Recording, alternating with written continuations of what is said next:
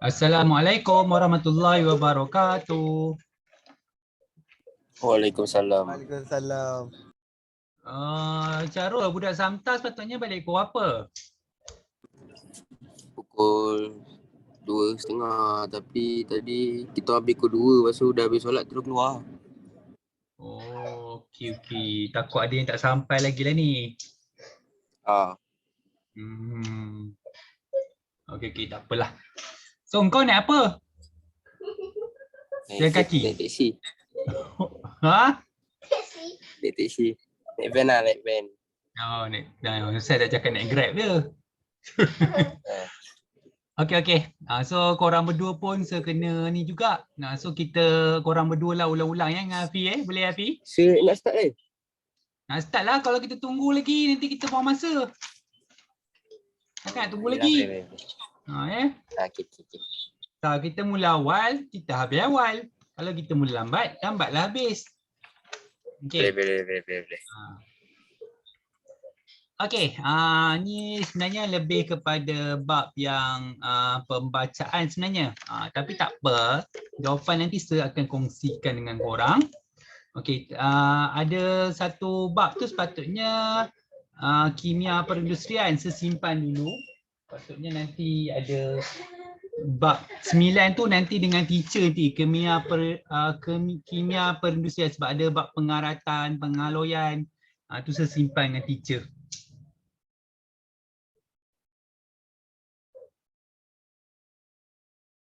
Okay, itu saya simpan dengan teacher dulu. Sebab untuk korang akan buat kelas dengan teacher, gabung sekali dengan kelas kimia form 4. Kan? Nanti teacher bagi tahu kemudian. Okay, sebab teacher akan ajar-ajar sikit lah. Alright, okay, so ini bab 10. Okay, Afi, bacakan dulu soalan nombor 1. Nombor 1. Apakah maksud perubatan tradisional? Okay, apa maksud perubatan tradisional? Okey, maksudnya dari segi sains, perubatan tradisional ialah kaedah perubatan yang menggunakan sumber semula jadi yang diaplikasikan secara khusus ataupun gabungan untuk diagnosis dan merawat pesakit. Kan? Kalau perubatan tradisional mesti korang biasa dengar tongkat Ali, manjakani, kacik Pak Timah. Kan, tapi bukan Timah yang terkenal tu ni kacik Pak Timah. Okey. So itu kita panggil perubatan tradisional. Okey, Syarul bacakan soalan nombor 2. Antara yang berikut yang manakah bukan ciri perubatan moden? Okey, yang manakah bukan ciri perubatan moden? Okey. Bukan ciri perubatan moden. Okey. So jawapan dia adalah B, kos rawatan yang murah. Okey, perubatan moden dia kebanyakan kos untuk melakukan perubatan moden akan mengambil kos yang tinggi. Okey. Kos yang tinggi. So kalau kita tahu perubatan moden, kalau kata rawatannya adalah lebih berkesan dan lebih cepat. Oh betul, lebih cepat. Okay, kalau kita panggil perubatan tradisional ni, dia memakan masa untuk pulih. Kita kena buat kerap dalam tempoh masa yang tertentu. Okey, C tu pembuktian keberkesanan secara klinikal. Memang dia ada buat kajian dulu sebelum dia boleh digunakan. Contoh vaksin, dia buat kajian dulu baru boleh digunakan. Sebelum tu saya nak tanya Syarul, betul ke budak-budak sekolah Samta wajib semua kena vaksin? Wajib. Samta semua wajib vaksin ni? Wajib. Oh, kalau tak vaksin tak boleh sekolah, betul? Tak. Oh, ganas Samta. Okey. So D, rawatan menggunakan ubat-ubatan sintetik. Okay, ubat-ubatan sintetik ni ubat-ubatan yang diperbuat daripada bahan-bahan kimia lah, tetapi selamat untuk dimakan oleh manusia. Okay, selamat dimakan oleh manusia.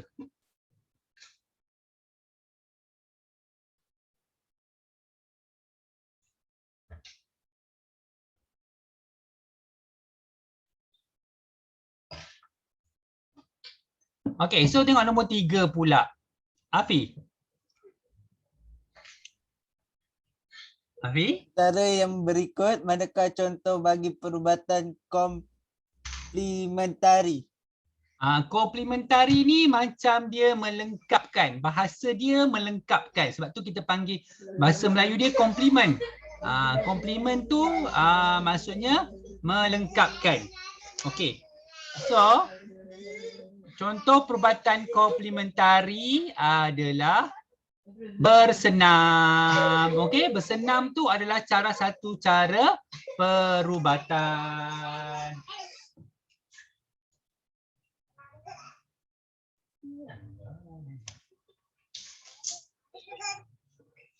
Okey.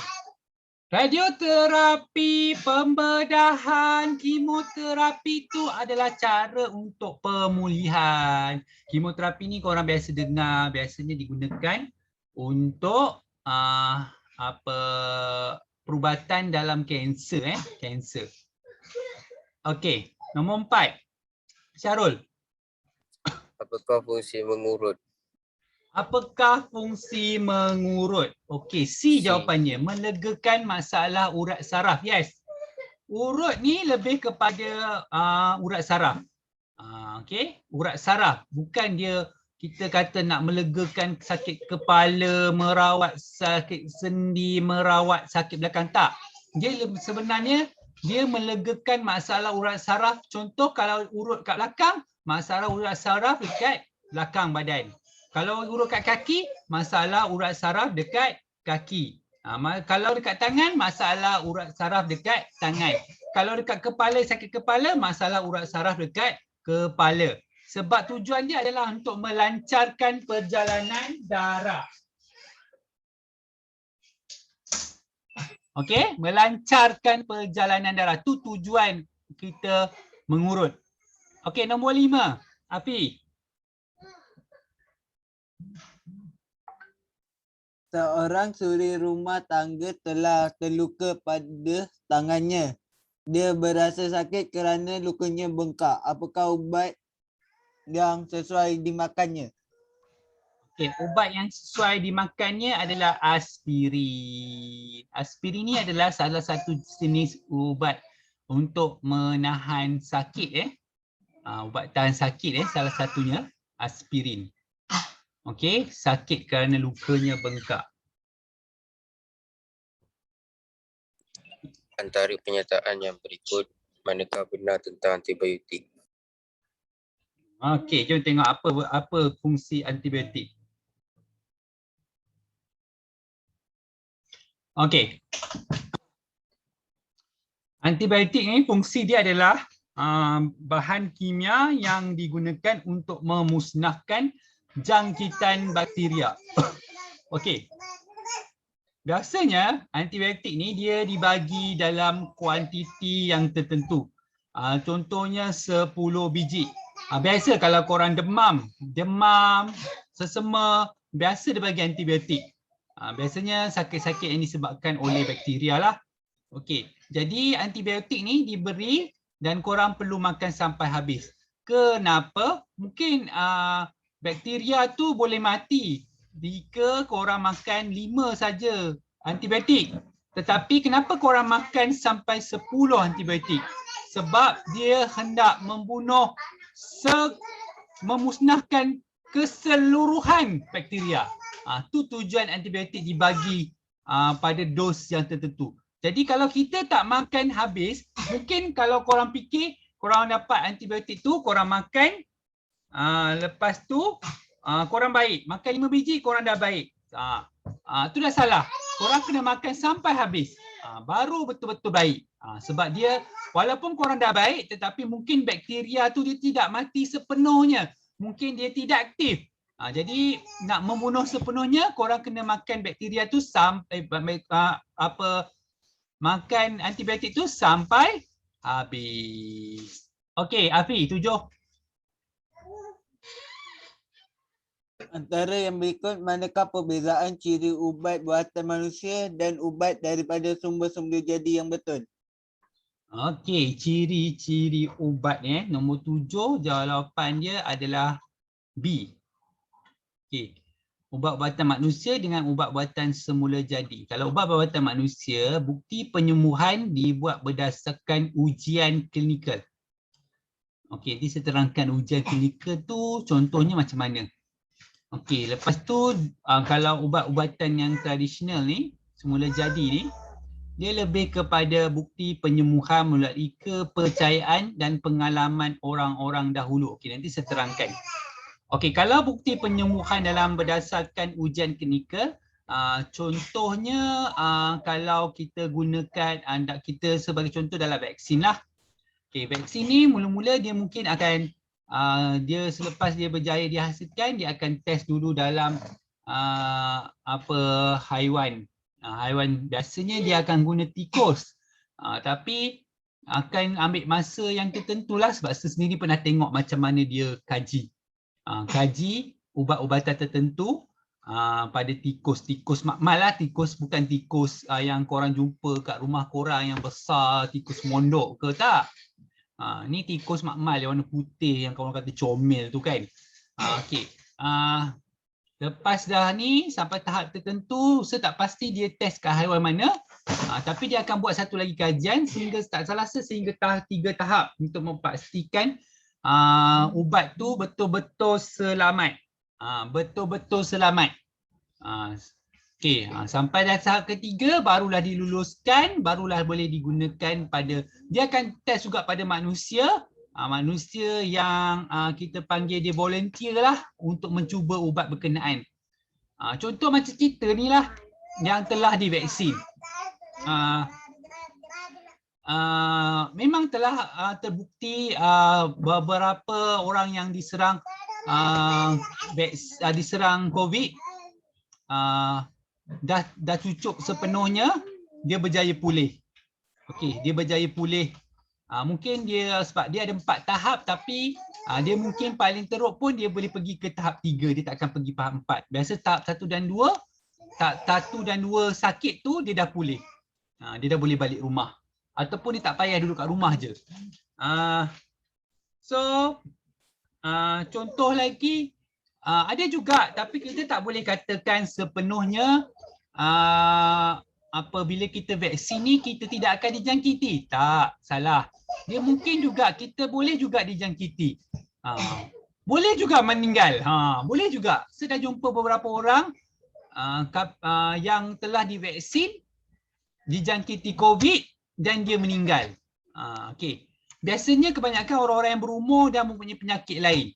Ingat vaksin ni dia memang bertindak pada badan, tetapi akhirnya badan kita tu macam mana dia nak melawan? Mampukah badan kita melawan? Ada orang dia tak vaksin pun dia boleh pulih. Dia boleh pulih. Maksudnya dia berjaya pulih tanpa vaksin. Ada, tapi setiap orang badannya lain-lain. Sebab itulah ni salah satu usahalah untuk menghadapi COVID. Okey. Kalau dalam ubat-ubatan yang semula jadi ni, okey.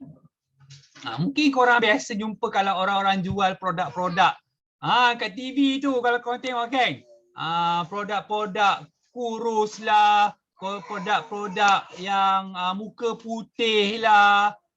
Produk-produk yang kalau orang yang dia gunakan orang tua, nampak? Sebab produk-produk macam tu dia kena ada orang yang guna, orang tu yang akan ceritakan kepercayaan dia, pengalaman dia menggunakan ubat tu. Macam mana kesan dia. Orang tu menceritakan kepada orang lain.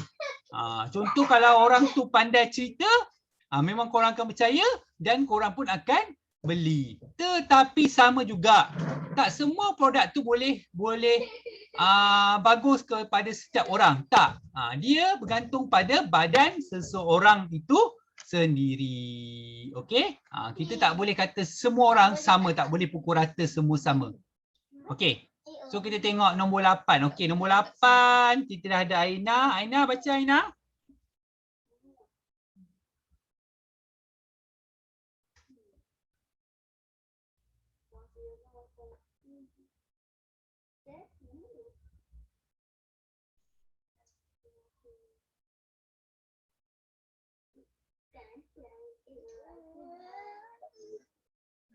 Aina. Aina Nabila. Hello. Okey. Antara yang berikut, manakah contoh ubat psikoterapeutik? Psikoterapeutik. Psikoterapeutik ni macam mental psikoterapeutik ni macam untuk ubat-ubat orang yang ada masalah mental. Okey. Orang yang ada masalah mental. Okey. So dia punya jawapan dia adalah B, iaitu 2 dan 3, iaitu tranquilizer dengan barbiturat. Bukan barbiturat dia ada R kat situ. Jangan buat R. Okey.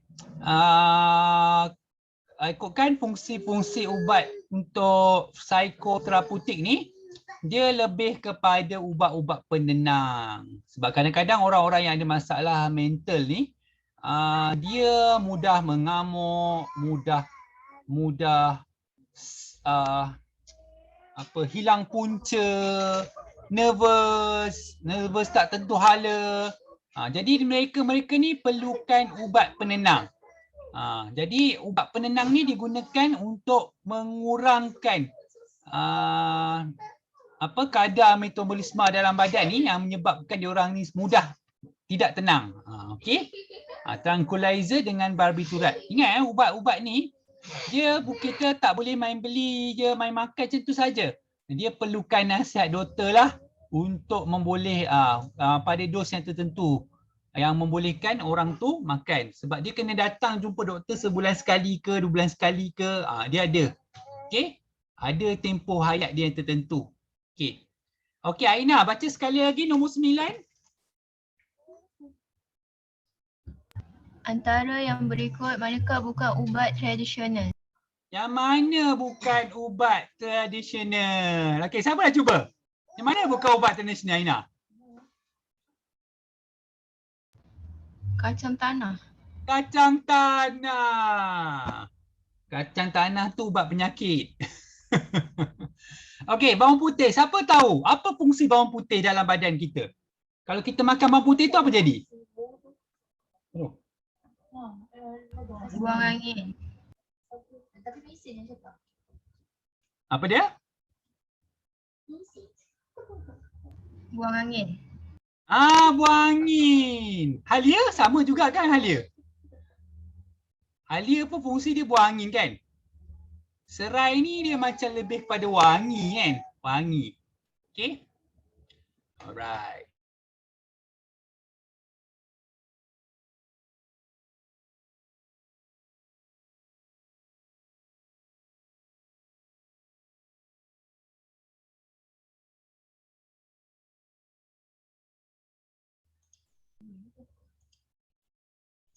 Cuba cek email. Macam ni sibuk. Okey, Syami, nombor 10 Syami.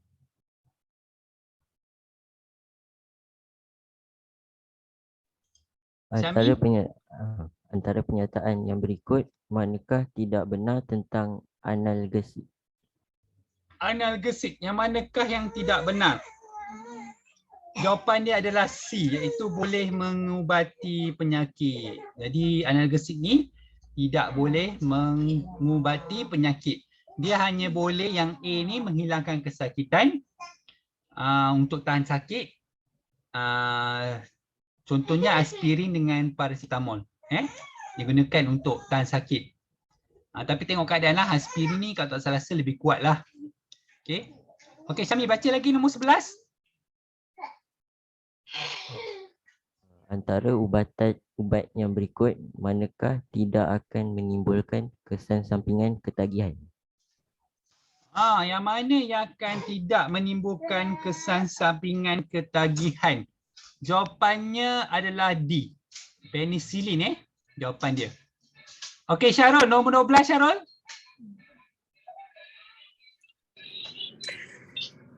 Ali mendapati bahawa dia sukar untuk tidur dan merasa sangat murung. Apakah ubat yang patut diambilnya untuk mengurangkan simptom-simptom ini? Dia berasa susah nak tidur, dia murung.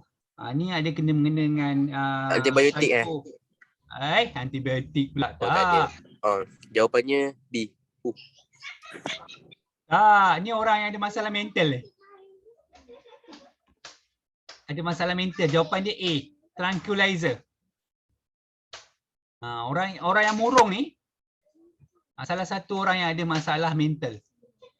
Suka nak tidur, jangan main-main suka nak tidur ni, jangan main-main salah satu penyakit Okey. 13. Api? Ubat M mempunyai ciri-ciri yang berikut. Sejenis dadah narkotik digunakan untuk mengurangkan kesakitan kecil atau sederhana, juga digunakan sebagai ubat batuk. Okey. So, apakah ubat M ni?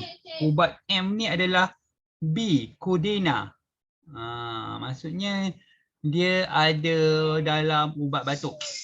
Dia adalah salah satu bahan yang ada dalam ubat batuk. Okey. Nampak dia kata dia adalah sejenis dadah narkotik. Sebab itulah ubat batuk ni salah satu ubat yang digunakan untuk ketagihan dadah. Salah satu ubat yang digunakan untuk ketagihan dadah. Benda yang senang nak cari, ubat batuk senang nak cari. Mana-mana kedai pun ada jual ubat batuk. Benda paling senang lah. Bukan dia bau tapi dia makan, dia minum tu melebihi dos yang sepatutnya. Kalau orang tu sakit, dia makan, kalau dia terlebih dos pun, dia akan rasa lega. Tapi orang yang tak sakit ni, dia saja-saja makan, dia akan jadi ketagihan. Okey. Dia tak batuk tapi dia makan ubat batuk. So dia akan jadi ketagihan. Okey. Macam kalau ada setengah orang dia makan kena ikut sudu kan. Macam kalau orang macam kalau sebatuk memang tonggang je. Nak bayar cepat kan. Tapi bahayalah. Patutnya kena makan pada dos yang tertentu. Okey, Aina Nabilah, nombor 14. Ubat streptomycin digunakan untuk apa?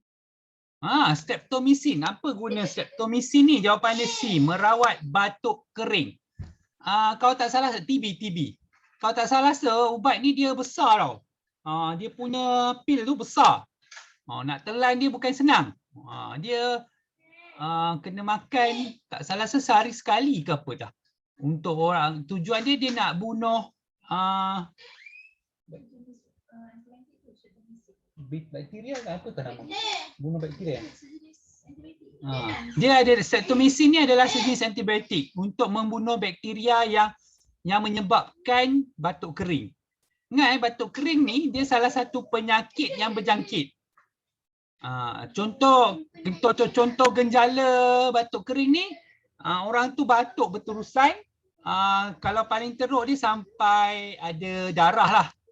Ingat, kalau dalam satu kelas tu, contoh kelas korang, orang tu ada batuk kering, disahkan kena batuk kering, korang semua kena cek. Kena cek ada tak simptom yang menyebabkan batuk kering. Kalau ada simptom, korang kena makan ubat cepatlah, jangan dibiarkan lama-lama.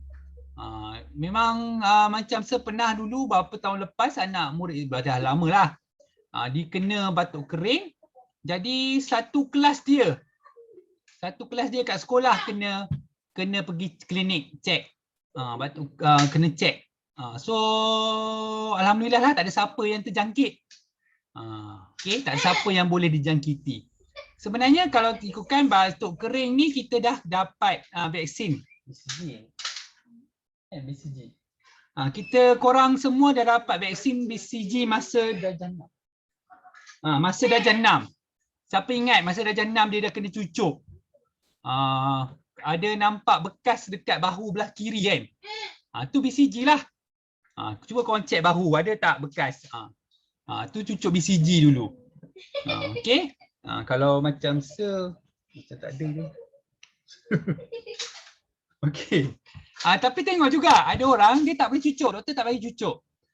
Contohnya kalau orang tu ada masalah asma, dia tak boleh cucuk. Macam lah, memang tak pernah kena cucuk BCG lah, sebab masa nak cucuk tu doktor tak bagi sebab ada asma. Masa tu lah, sekarang sudah okey. Okey. Okey. So nombor 15, Syarul. Antara yang berikut manakah ubat psikoterapeutik? Tadi ada ulang balik ni. Psikoterapeutik. Jawapannya apa sih? Jawapannya adalah B. 1 dan 3 iaitu amfetamin dan kafein. Macam pernah dengar. Satu dan 3. Kau mesti pernah dengar kan dekat TV amfetamin. Pernah dengar kan? Kalau ini biasa orang yang menagih dadah ni biasalah ni. Salah satu jenis dadah ni amfetamin. Amfetamin ni biasa yang kalau kena tangkap polis ni biasa polis jumpalah amfetamin ni. Kafein ni biasa ada dalam kopi dan rokok. Kafein. Okey. So amfetamin ni dia digunakan untuk perubatan tetapi telah salah digunakan lah. Okay. Dia memang fungsi dia lebih kepada menenangkan lah. Jangan cuba jangan nak tenang sangat. Tak boleh. Okey, Syami, nombor 16. Apakah kesan sampingan yang akan berlaku jika pesakit tidak menghabiskan antibiotik yang diberi oleh doktor? Tadi baru secerita. Apa yang jadi? D jawapan dia. Bakteria yang tertinggal akan mengalami mutasi dan menjadi imun terhadap antibiotik tu. Sebab itulah antibiotik tu kena makan sampai habis. Bila lepas tu, kalau korang makan tak habis, korang dah baik dan korang tak makan habis, korang demam lagi, korang makan antibiotik, korang dah tak boleh pulih dah. Sebab antibiotik tu dah tak berkesan dah kepada penyakit yang maksudnya demam ke, susah nak baik dah. Sebab itulah antibiotik biasanya kalau korang jumpa doktor, dia akan suruh makan sampai habis. Makan sampai habis. Biasanya doktor kena cakap makan sampai habis. Kalau doktor tak cakap pun, yang farmasis tu, yang kat klinik tu mesti suruh makan sampai habis. Okey Afi, nombor 17. Antara yang berikut manakah bukan kesan sampingan antibiotik? Manakah bukan kesan sampingan antibiotik? Perasaan seronok yang melampau. Tak Kesan sampingan dia mungkin akan menyebabkan alahan, loya ataupun pening. Okey, nombor 18. Aina. Antara yang berikut manakah kesan penyalahgunaan ubatan? A. Okey, mana kesan penyalahgunaan ubat-ubatan? Jawapan dia adalah A. Boleh menyebabkan kematian, boleh menyebabkan kesan sampingan yang teruk. Okey, kesan dia memang boleh sehingga boleh menyebabkan kematian. Samalah kalau orang tu ada menagih dadah, penangkat masalah penagihan dadah. Kalau kita tak memulihkan dia ataupun dia punya masalah ketagihan yang teruk, dia sehingga boleh menyebabkan kematian. Ada juga abang saudara seseorang saya tak pastilah dia meninggal sebab dadah ke apa, tapi sebelum dia pulih daripada dadah, dia memang ada masalah ketagihan dadah lah. Okey. Kalau cerita pasal diri dia ni, hidup dia penuh dengan stres. Ni dia cerita kat saya sendiri. Contoh sebagai contoh, bukan contoh ni memang cerita betul dia ni suka lukisan, melukis, dia suka kerjaya-kerjaya yang berkaitan dengan seni. Tetapi dia ditentang oleh ahli keluarga dia. Sehingga ke satu tahap ni ahli keluarga dia sampai suruh kerja bank. Padahal dia tak suka langsung kerja yang berkaitan dengan bank ni. Dia stres. Dia jadi stres. Jadi apa yang dia buat? Dia carilah ketenangan kat tempat lain. Mungkin dia jumpa kawan-kawan, tapi ada kawan-kawan yang ada sejenis kawan yang menyesatkan dia, merosakkan dia.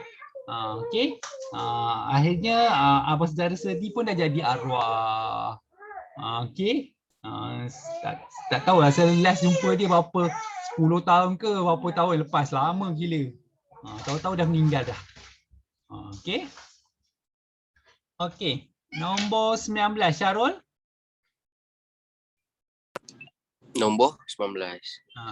Taring yang berikut manakah kesan radikal bebas kepada manusia?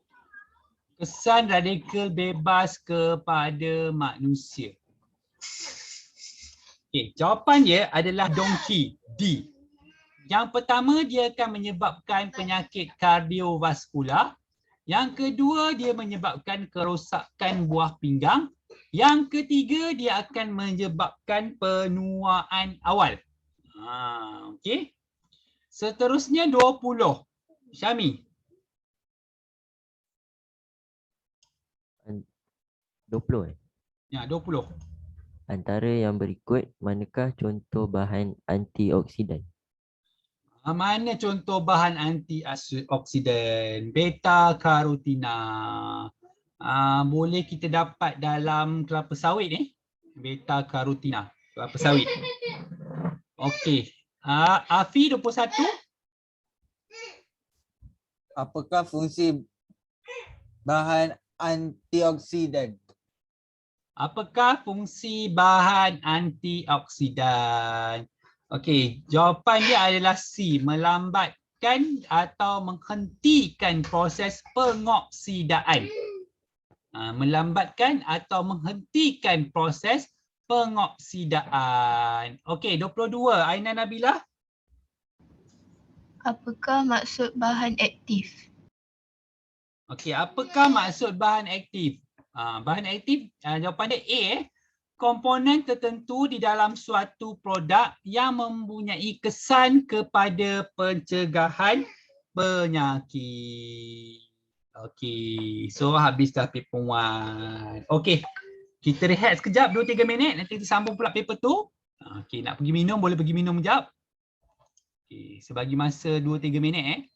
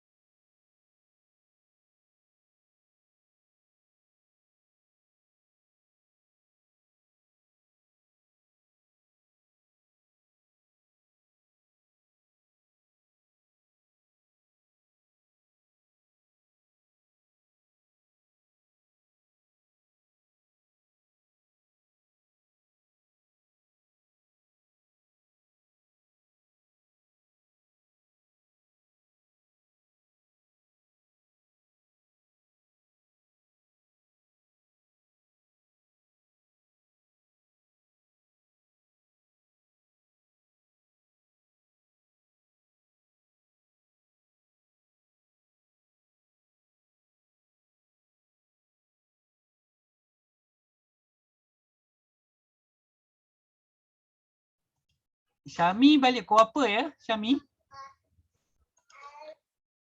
Jom kita sambung. Okey. So, Afi bacakan soalan nombor 1 yang dengan dalam kotak tu, Afi. Jadual 1 menunjukkan 3 jenis ubat.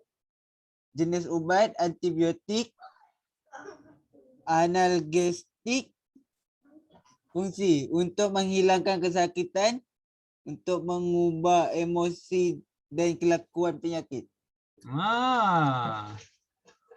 Okey, untuk mengubah emosi dan kelakuan pesakit. Macam korang dah normal tak bolehlah saja-saja makan. Okey.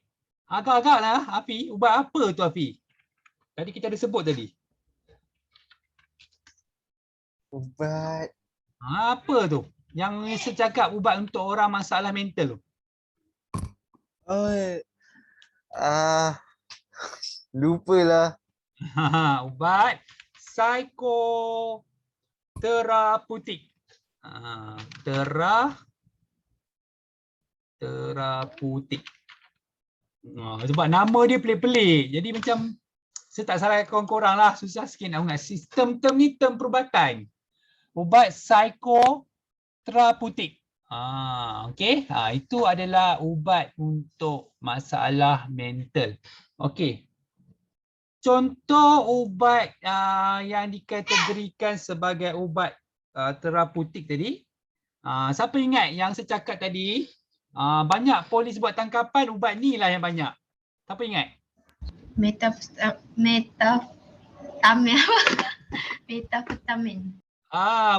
Bunyi tu dah ada. Amfetamin. Amfetamin. Okey. Lepas tu, okey, kesampingan, dia ada kesan sampingan ubat ni. Okey, yang pertama, sebab itulah dia jadi disalahgunakan. Dia boleh menyebabkan ketagihan. Okey, yang kedua,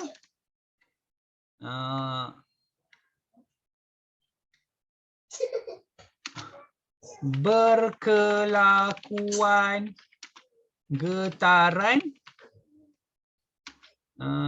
dan tidak dapat rehat dan tidur yang cukup. Okey. Siapa tahu apa maksud berkelakuan getaran? Siapa tahu apa maksud dia?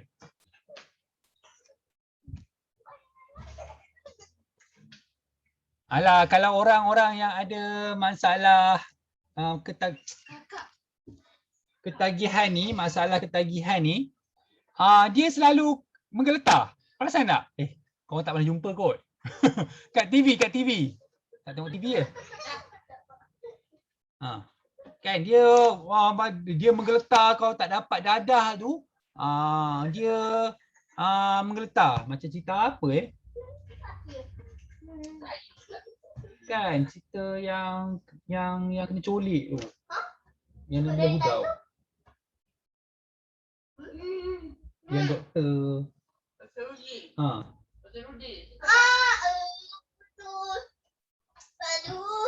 Yang ada cerita Dr. Rudy tu. Alah.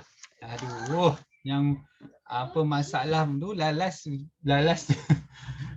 semuanya ada perancangan. Saya tu tak ingat. Telerai noktah. Dan telerai noktah tu, mak kepada 2 budak perempuan tu adalah penagih dadah. Kalau korang tengok cerita dia, ada satu scene tu, dia tak dapat dadah, mak dia menggeletar. Itulah berkelakuan getaran. Okey, dia berkelakuan getaran. Jadi kalau dia berkelakuan getaran ni, secara tak langsung ni, dia akan menyebabkan dia tidak dapat rehat dan tidur yang cukup. Okey. Orang yang selalu makan ubat, maksudnya dia makan ubat dalam tempoh masa yang panjang, tangan dia pun ada sedikit getaran lah. Tangan dia pun akan ada sedikit getaran. Contohnya macam saya lah, dulu macam sekecil daripada umur berapa tahun sampai seumur 20 tahun, So memang sangat bergantung pada ubat asma, pil. Okey, macam kalau getaran tangan tu disebabkan ubat tu, masih boleh tengok kat tangan saya sekarang. Maksudnya sampai sekarang boleh tengok. Nanti kalau kita kelas kelas apa bersemuka dia saya tunjuklah. Kalau tak buat apa-apa, tangan saya tu duduk tak buat apa-apa, boleh bergetar. Nampaklah tapi sikit. Taklah macam orang menagih dadah. Orang menagih dadah tu teruk sangat kan. Dia sebab kesan bila makan ubat-ubatan dalam satu tempoh yang panjang. Okey. Sebab dia bergantung pada ubat. Macam kalau orang asma ni, dia kena makan ubat kalau tak salah 2 hingga 3 kali sehari. 2 biji pula tu. Okey, bukan sikit Okey. So kita tengok yang B. B tu antibiotik. Okey, B tu adalah antibiotik yang paling glamour sekali. Okey. So kita tengok apa itu B. Okey, fungsi antibiotik dia adalah untuk membunuh dan mencegah pertumbuhan bakteria.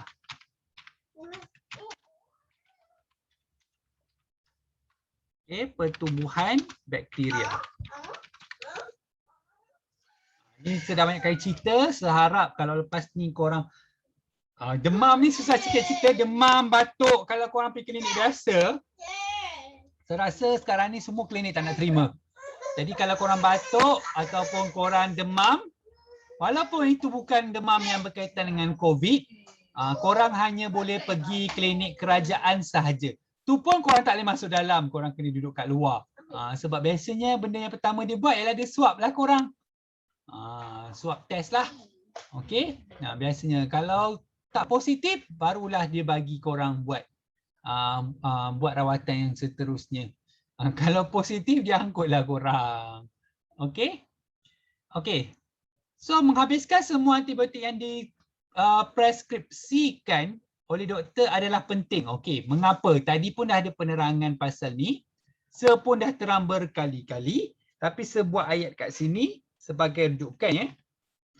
Okay.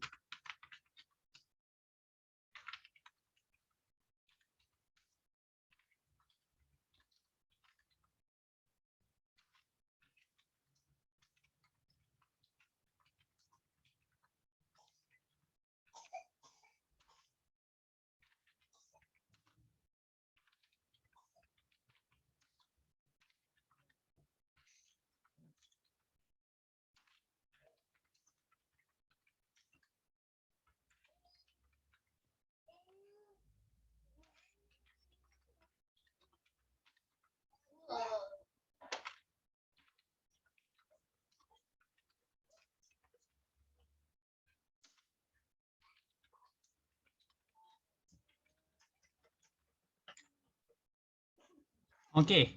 Berhenti mengambil antibiotik akan menyebabkan bakteria imun terhadap antibiotik dan menjadikan antibiotik kurang berkesan pada masa hadapan. Nampak? Dia jadi kurang berkesan pada masa hadapan. Okey. Okey, seterusnya. Okey, kita tengok apakah contoh analgesik.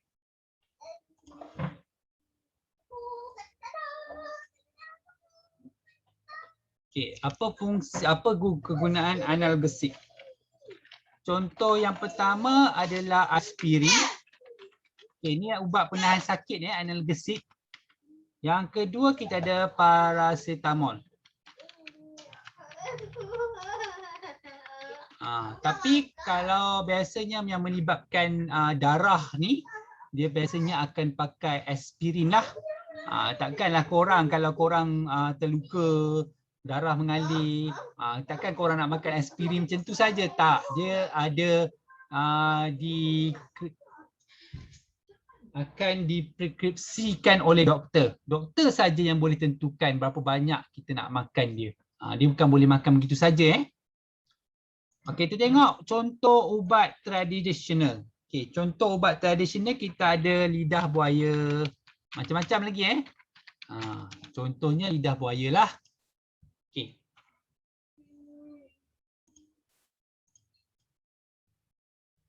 Okey, yang kedua, berikut adalah contoh makanan yang mempunyai bahan antioksidan. Okey, kita ada ubi keledek iaitu sweet potato, kita ada brokoli dan kita ada tomato. Okey, apakah jenis bahan antioksidan yang terdapat dalam makanan di atas? Okey, kalau ubi keledek, apa yang ada dalam dia? Kita ada beta karotina. Karotina. Okey, brokoli. Saya rasa semua kenal apa itu brokoli. Kita ada lutein. Lutein. Lepas tu tomato pula kita ada lycodena. Lycodena. Okey. So, apakah fungsi antioksidan dalam makanan? Okey. Ni orang suka ni antioksidan. Melambatkan atau menghentikan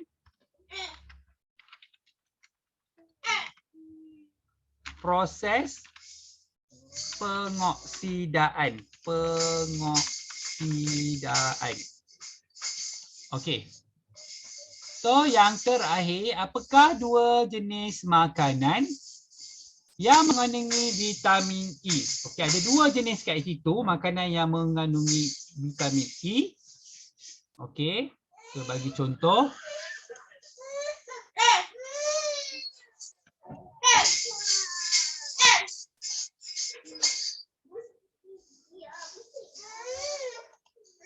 Yang pertama kita ada minyak dan kekacang. Yang kedua kita ada kacang badam. Yang ketiga kita ada minyak jagung. Minyak jagung ni biasa orang tak belilah, mahal.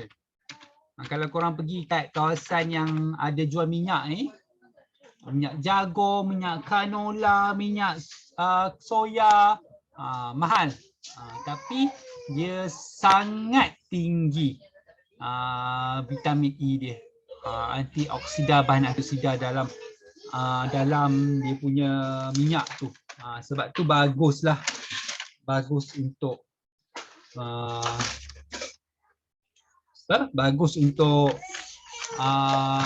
kesihatan. Okey. So kita habislah kimia dalam perubatan. Okey. Saya nak buat satu bab lagi, pendek-pendek je bab ni.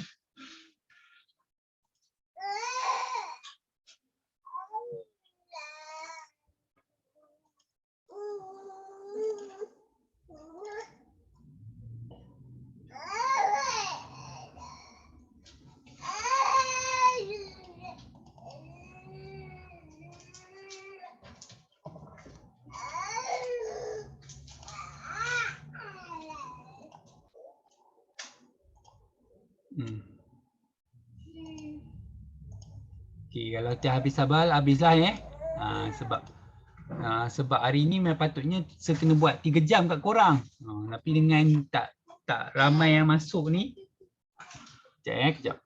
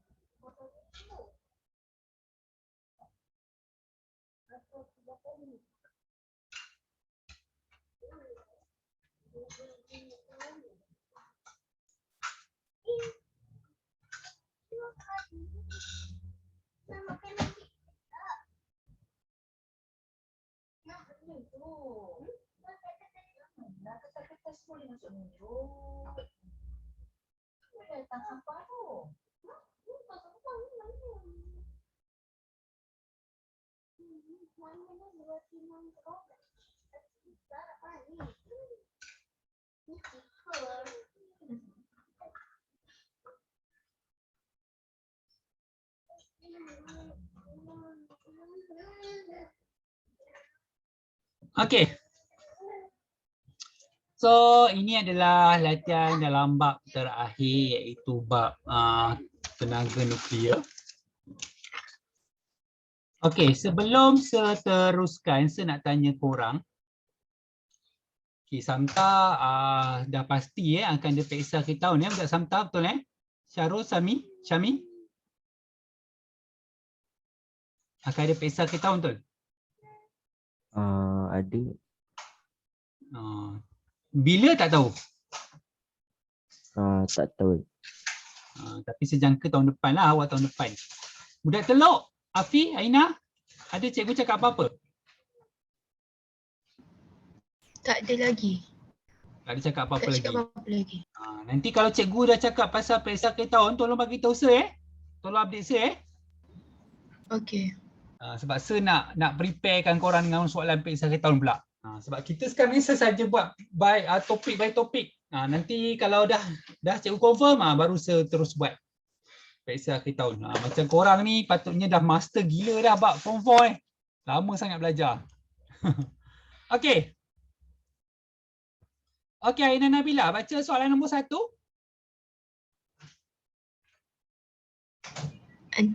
Antara yang berikut manakah tidak benar tentang penggunaan tenaga nuklear untuk menghasilkan tenaga elektrik? Okey, yang mana tidak benar? So jawapan dia adalah D. D, dongki. Stesen jana kuasa nuklear tidak memerlukan penyelenggaraan. Salah. Dia memerlukan penyelenggaraan. Semua binaan yang ada ni, kita perlukan penyelenggaraan. Itu contoh nak bersihkan. Apatah lagi kalau kita gunakan stesen jana kuasa nuklear. Sangat bahaya kalau kita tak selenggara. Kan? Contoh kalau orang Selangor, kalau tengok kan stadium Shah Alam. Korang tahu stadium Shah Alam kat mana? Siapa pernah lalu stadium Shah Alam dalam masa terdekat ni? Ada lalu tak? Siapa dah lalu? Ada. Cuba apa jadi dengan stadium sekarang ni? Rumah hantu. Memang dah lama tak guna. Dia punya bumbung dah terkopak-kopak dah. Sebab tak diselenggarakan dengan baik. Ataupun macam mana keadaannya bila korang pergi sekolah? Hari tu, hari pertama korang pergi sekolah, korang rasa macam mana? Ada rasa lain dengan pergi sekolah? Ada? Ada rasa macam cerita tahyul? Abi, Aina. Sekolah Samta saya tak boleh cakap lah kan sebab mungkin banyak sangat keagamaan di situ. Tak berani datang betul Syarul, kami. Hantu tak berani kacau. Okey. So kita tengok nombor 2, Syarul. Syarul. Dah tertidur ke tu? Ya. Okey, Syarul. Nombor berapa?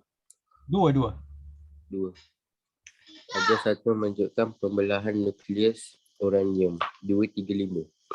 Apakah X? Uranium 235. Jawapan dia adalah C, neutron. Neutron tu yang akan digunakan untuk, kalau tak salah ditembak pada uranium 235. Seterusnya uranium ni akan dipecahkan kepada 3. 3 bahagian. Okey. So nombor 3, Syami. Antara pernyataan yang berikut, manakah tidak benar tentang perbandingan antara pelakuran nukleus dan pembelahan nukleus? Okey, pelakuran nukleus ni dia menggabungkan nukleus kepada yang kecil menjadi besar. Manakala pembelahan nukleus ni dia memecahkan nukleus kepada bahagian-bahagian yang lebih kecil. Okey. So jawapan dia adalah B. Pelakuran nukleus menghasilkan lebih banyak sinaran radioaktif berbanding pembelahan nukleus. Okey, Afi, nombor 4. Raja 2 menunjukkan satu proses di mana tenaga nuklear dihasilkan. Antara yang berikut manakah tidak benar tentang proses yang ditunjukkan di atas? Okey, kalau kita tengok kat di atas ni, dia adalah salah satu proses pelakuran nukleus sebab dia gabungkan menjadi satu atom ataupun komponen yang lebih besar. Dua komponen digabungkan jadi komponen yang lebih besar. Tu kita panggil pelakuran nukleus. So jawapannya adalah C. Proses ni boleh digunakan untuk membuat bom atom. Okey.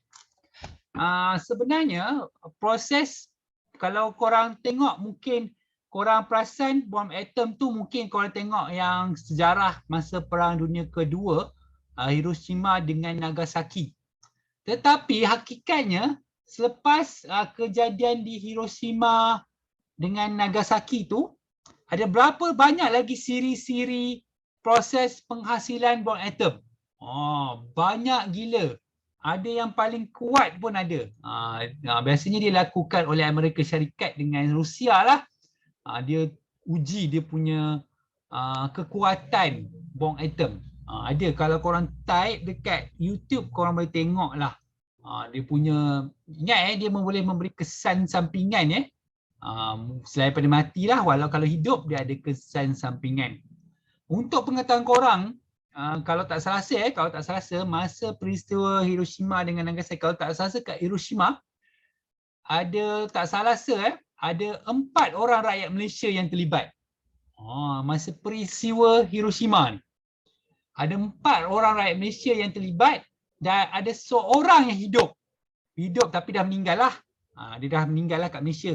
Tapi yang lain tu meninggal, ada 4 orang. Sebab 4 orang tu kalau tak salah dia dihantar oleh, ditaja oleh kerajaan Jepun pada masa Perang Dunia Kedua untuk mempelajari kebudayaan masyarakat Jepun. Okay, masa peristiwa pengeboman tu tak salah 3 tu meninggal, 1 tu kembali ke Malaysia, tak salah salah. Ada cerita sejarah dia. Okay, ini tengok dia tak cerita sangat peristiwa tu kalau korang perasan. Okay, sebenarnya ada 4 rakyat Malaysia yang terlibat. Okay, nombor 5, Aina. Apakah fungsi rod pengawal boron? Apa fungsi rod pengawal boron ni? Popular soalan ni. Dia digunakan untuk mengawal kadar tindak balas berantai. Okey. So nombor 6, Syarul. Nombor 6. Yes, nombor 6. Apakah sumber tenaga yang digunakan dalam reaktor nuklear? Okey, kita guna uranium. Kenapa kita guna uranium? Dia adalah bahan yang kita kategorikan paling murah lah. Sebab dia boleh digunakan, kita guna sekali tapi kita boleh gunakan untuk tempoh berjuta tahun lamanya. Kalau tak salah uranium ni paling banyak boleh didapati di Iran. Kalau tak salah salah. So bila kita sebut Iran ni, maksudnya antara negara yang mempunyai teknologi tenaga nuklear lah. Masa Jepun pun dia ada reaktor nuklear tapi dia tak ada uranium, jadi dia beli. Uranium ni mahal lah. Eropah pun ada guna reaktor nuklear. Tapi banyak juga negara yang dah tak guna reaktor nuklear sebab berbahaya. Contoh macam berlaku kat Jepun bila gempa bumi, dia bocor. Jadi seluruh kawasan dia kena kuarantin. Dia kena kuarantin maksudnya kosongkan untuk suatu tempoh yang lama. Macam contoh ada dekat peristiwa Chernobyl dekat Rusia. Kawasan tu masih dikosongkan sehingga ke hari ini. Sebab kalau orang ada orang pergi ke sana pun cek kawasan tu, dia ada bawa alat tu, kesan nuklear tu, kesan radioaktif tu masih tinggi walaupun peristiwa tu dah berlaku lebih 30 tahun yang lepas. Okay. So nombor 7, Syami. Apakah kesan kebocoran bahan radioaktif? Apakah kesan kebocoran bahan radioaktif? Dia akan menyebabkan mutasi benda hidup.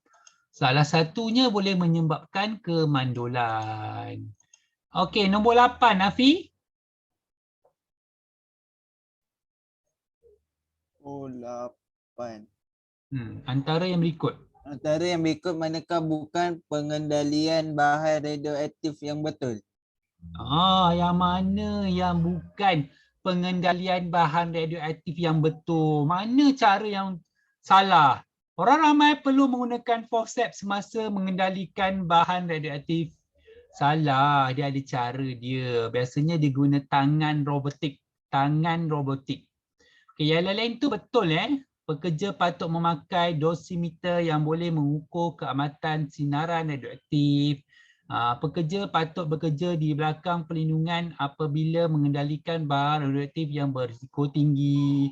Tangan robot digunakan semasa mengendalikan bahan radioaktif yang berbahaya. Tadi sebaru sebut dia guna tangan robotik. Tangan robotik tu maksudnya dia kawal pakai macam-macam, dia kawal pakai komputer lah. Dia tak boleh kawal pakai tangan kita sendiri sebab dia sangat radioaktif. Okey.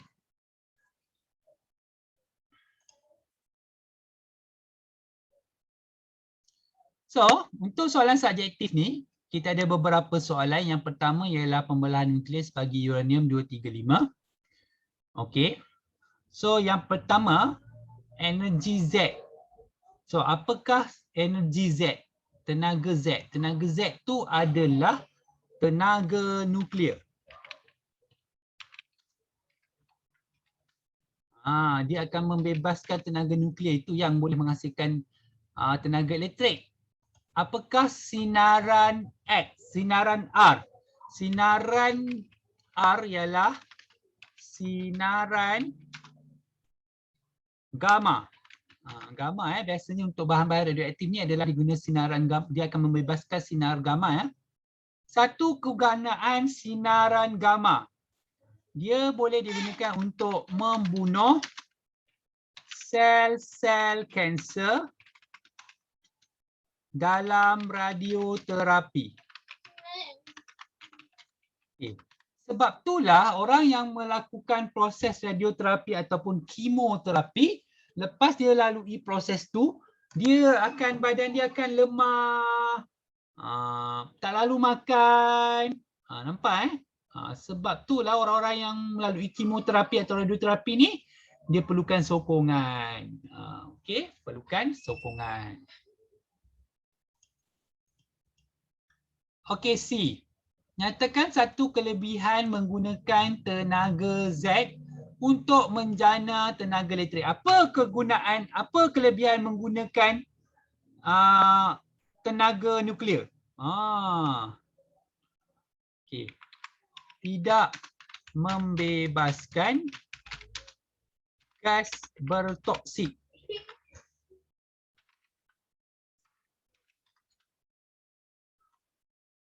Yang boleh menyebabkan pencemaran. Okey. Inilah kelebihan dia. Sebab dia tidak akan menyebabkan, dia tak akan membebaskan gas-gas yang berbahaya. Okey. D pula, apakah kesan jangka panjang terhadap manusia jika terdedah pada sinaran R? Okey, dia akan menyebabkan mutasi dalam sel-sel badan. Ini yang berlaku masa peristiwa Hiroshima dengan Nagasaki tu. Okey. Apakah satu kelebihan pembelahan nukleus berbanding dengan pelakuran nukleus? Okey. Kelebihan ni ialah kadar pembelahan nukleus boleh dikawal. Okay. Maksudnya, kalau kita nak pecahkan nukleus tu kepada bentuk yang lebih kecil, kita boleh kawal dia. Tetapi kalau kita nak gabungkan yang besar, yang kecil, nak jadikan yang besar, susah nak dikawal. Tidak terkawal. Contohnya dalam penghasilan bom atom tu lah. Once bom atom tu kita bebaskan, jatuhkan, jadi kita dah tak boleh kawal dah macam mana proses dia terus berlaku. Dalam proses pelakuran nukleus. Dah tak boleh terkawal dah. Sebab itulah sebenarnya lakukan proses penghasilan bom atom ni adalah diharamkan untuk setiap negara sekarang ni. Tapi mungkinlah ada setengah-setengah negara ni dia simpan secara senyap-senyap. Alright.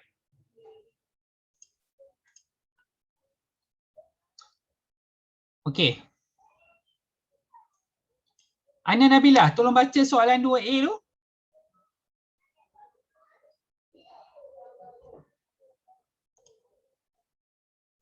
Aina Nabilah.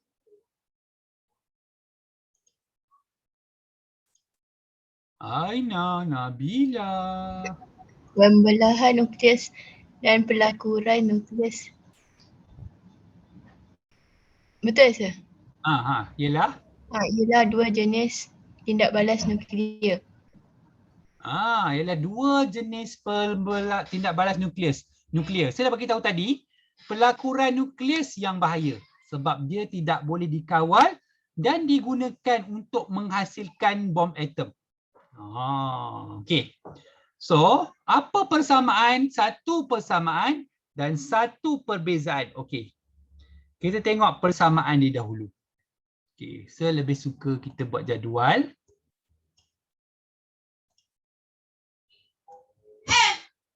Mak besarnya.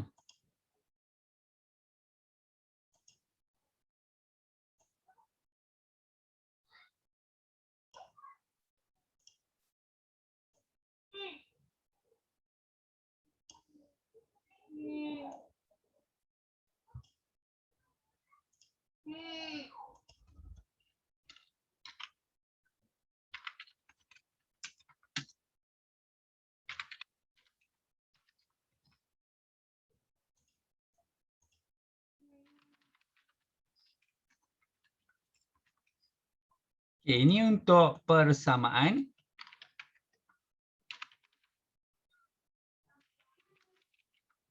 Okay, apa persamaan pembelahan nukleus dengan pelakuran nukleus? Okay, kita tengok sama-sama.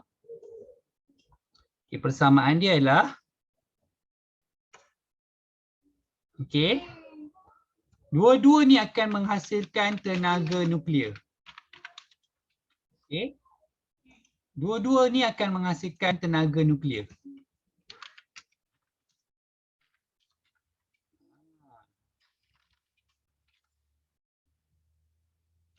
Okey. Ataupun kita panggil menghasilkan neutron. Dua-dua ni akan menghasilkan neutron.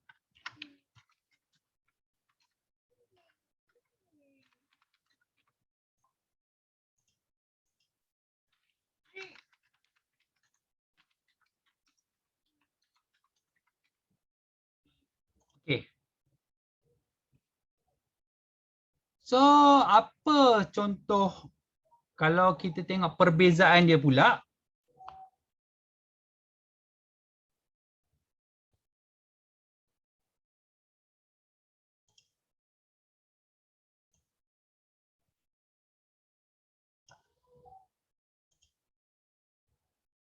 Ni kalau soalan minta perbezaan, persamaan, terutamanya perbezaan lah. Dinasihatkan korang buat ni, buat table lah lebih baik. Okey.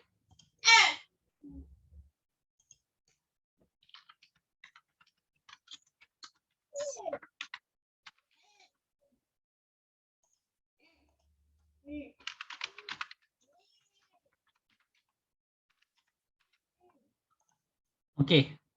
So, apa perbezaannya? Kalau pembelahan nukleus ni, dia melibatkan pemecahan satu nukleus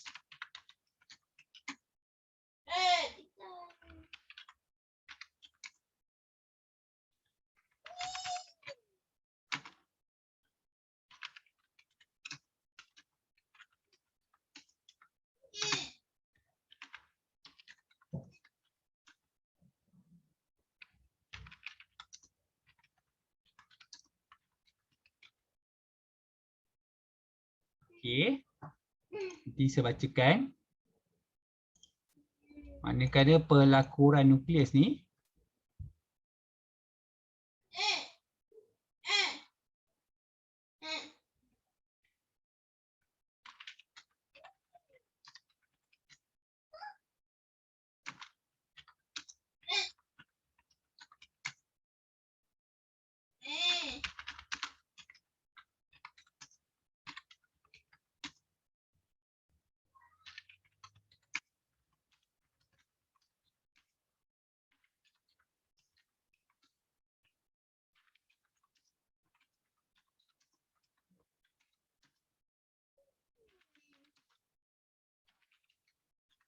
okey, ini saya cerita tadi, pembelahan nukleus ni dia melibatkan pemecahan satu nukleus atom berat, satu atom yang besar kepada 2 ataupun 3 neutron yang lebih ringan.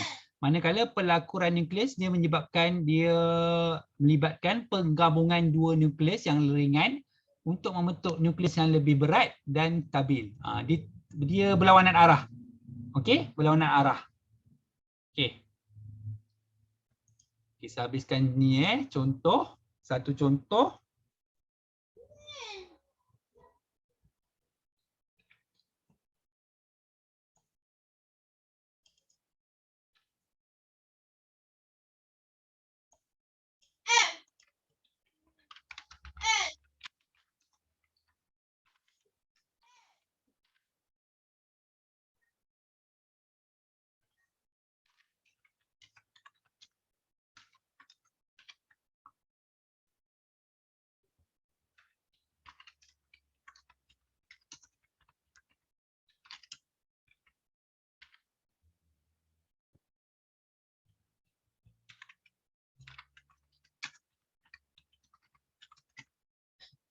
Ini pembelahan nukleus contohnya uranium 235, pelakuran nukleus isotop hidrogen. Okey, saya stop jap bagi habis azan Lepas tu kita habiskan semua sampai habis.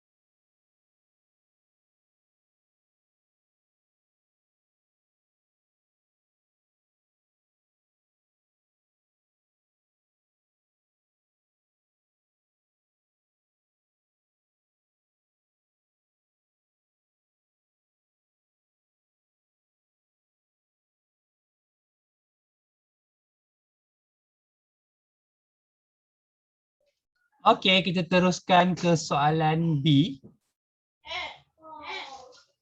Okey, Alif Daniel, tolong bacakan soalan B yang pendedahan tu.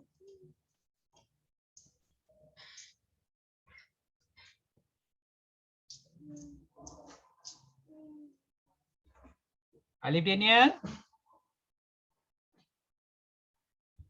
Oh, Alif Daniel.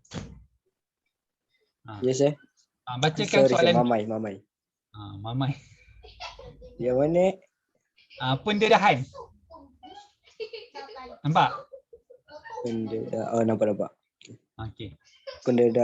Pendedahan kepada sinaran radioaktif mengakibatkan dua kesan jangka pendek dan kesan jangka panjang. Maka pekerja-pekerja yang mengendali bahan-bahan radioaktif perlu mengikut langkah-langkah keselamatan tertentu. Jawab soalan berikut. Okey. So, dia pendedahan tu akan memberi kesan jangka pendek dan juga kesan jangka panjang. Okey, kita tengok dua langkah-langkah keselamatan yang harus diamalkan jika korang bekerja dalam bahagian ni. Okey, jadi kita tengok apa langkah-langkah. So, yang pertama, memakai pakaian perlindungan khas.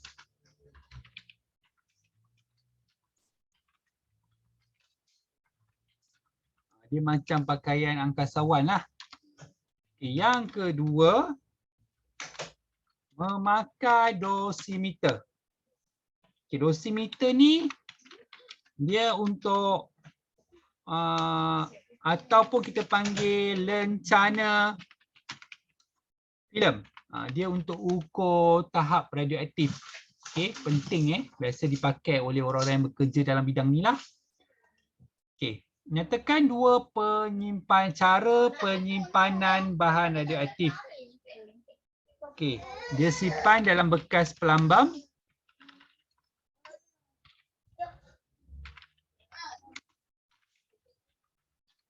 Pelambam. Okey. Yang tebal dan ditanam. Okey, dia kena tanam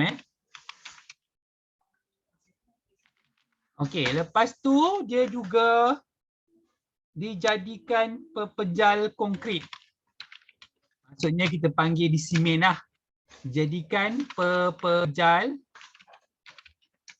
konkrit. Ataupun blok kaca. Okey. Dan ditanam. Okey. Di bawah tanah. Ditanam di lapisan bawah tanah ataupun dasar laut. Nampak proses untuk kawal, untuk membuang dia pun memakan kos yang tinggi. Okey, sebab nak menjaga dia. Alright.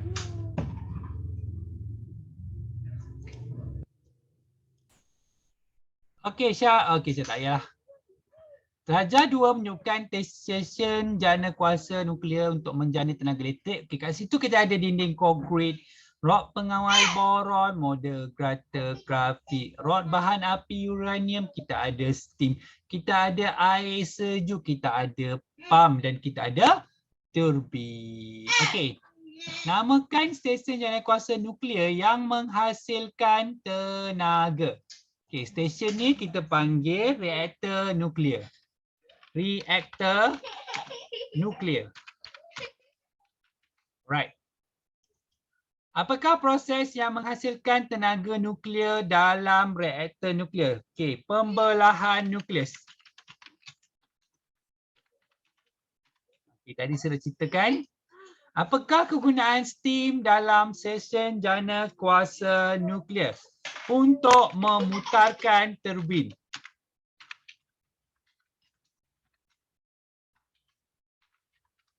Okey. Turbin memutarkan gegelung. Gegelung tu gegelung magnet. Gegelung magnet tu akan menyebabkan ada cerita-cerita fizik sikit lah kat situ. Itu yang akan menyebabkan terhasilnya tenaga elektrik. Ada cerita-cerita fizik lah kat situ. Tapi korang hanya tahu turbin memutar gergelung dalam X untuk menghasilkan tenaga elektrik. Namakan komponen X. Okay, komponen X tu kita panggil penjana. Okay, penjana. Okay. Apakah fungsi rod pengawal? Okay. Ni bahagian pakaian part-part yang penting ni lah, sebab tu dia ada soalan. Okey, rod pengawal ni fungsi dia adalah untuk menyerap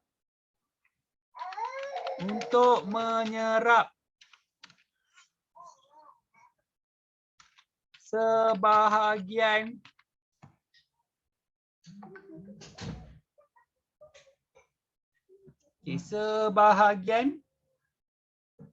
neutron.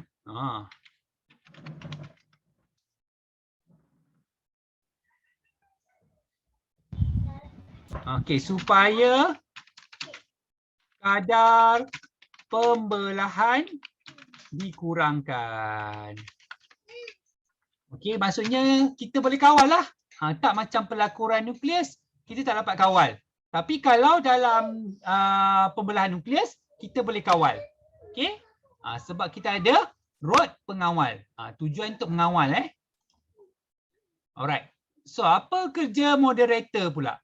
Bukan moderator yang dalam rancangan-rancangan berbicara tu, bukan. So, moderator ni tujuan dia adalah untuk memperlahankan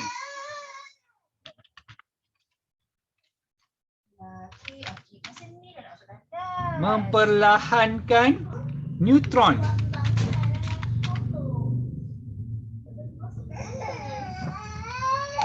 bergerak. Dia kadang neutron ni sebab dia bergerak cepat. Jadi dia fungsi dia untuk memperlahankan neutron yang bergerak cepat.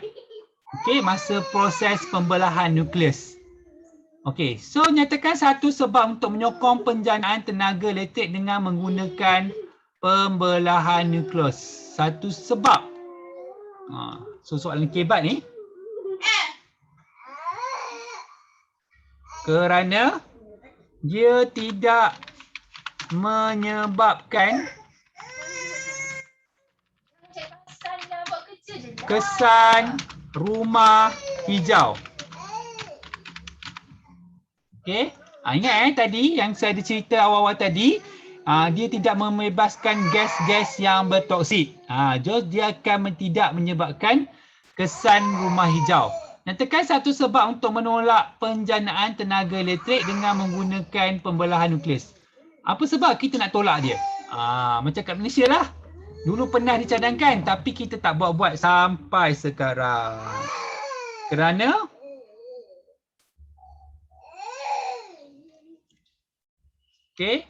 orang yang bekerja dalam bidang ni mudah untuk terdedah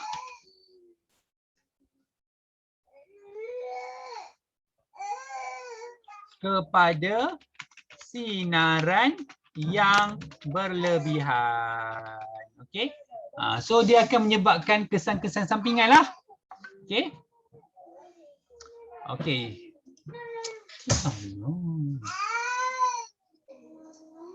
So apakah yang dimasukkan dengan pelakuran Okey, ini proses yang sukar untuk dikawal. Tadi saya dah cerita yang digunakan untuk buat bom atom. Tadi pun dah ada dah penerangan dia.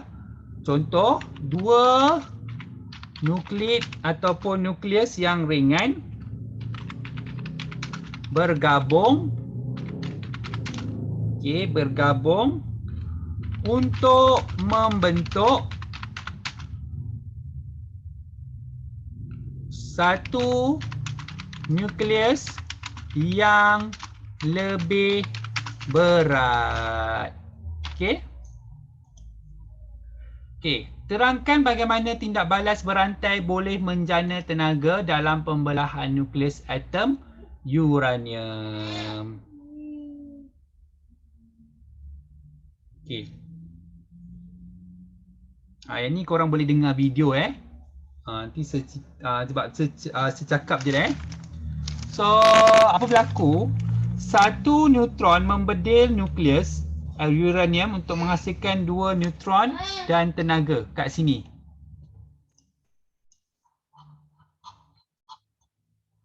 Ni. Satu neutron. Okay, dia bedil uranium 235. Dia bedil macam tembak lah. Okay. So, dia akan menghasilkan 2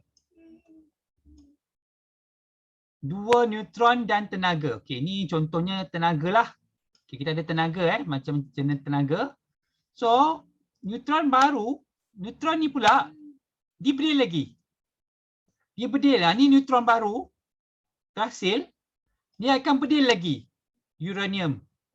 So tindak balas ni akan berterusan dan kita panggil ni tindak balas berantai. Maksudnya ni dia bedil lagi uranium 235, hasilkan lagi tenaga, hasilkan lagi neutron. Lepas tu bedil lagi. Dia berterusan lah. Berterusan tetapi masih boleh dikawal. Okey. Habis dah bab nukleus. Okey.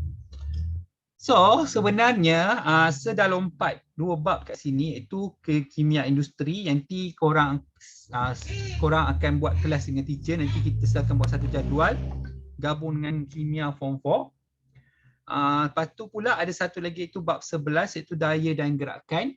Okay, daya dan gerakan ni saya akan gabung sekali kelas korang form 4, sains form 4, sains form 5, kimia form 4, kimia form 5. Semua sekali budak tuition saya form 4, form 5 akan bersatu.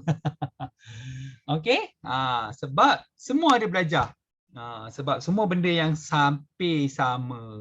Okey, jadi seperlukan kita buat sekaligus latihan. Jadi jimat masa, tak payah buat banyak-banyak kali. Okey. Okey, sekejap.